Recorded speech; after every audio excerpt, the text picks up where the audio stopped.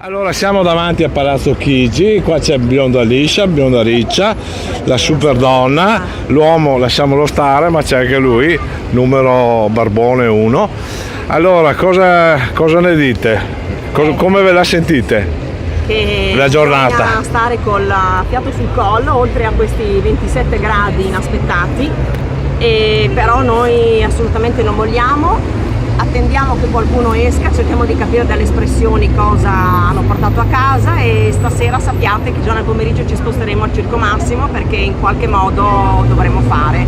Ognuno rappresenta risparmi, risparmiatori e regioni coinvolte. Lei signorina cosa dice? Io dico che bisogna andare avanti col fondo, bisogna attuarlo immediatamente, subito. Il governo non cadrà, però noi risparmiatori non abbiamo più tempo di aspettare.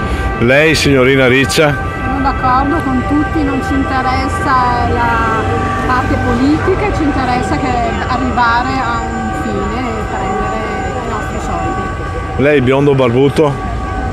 Il tempo è vita.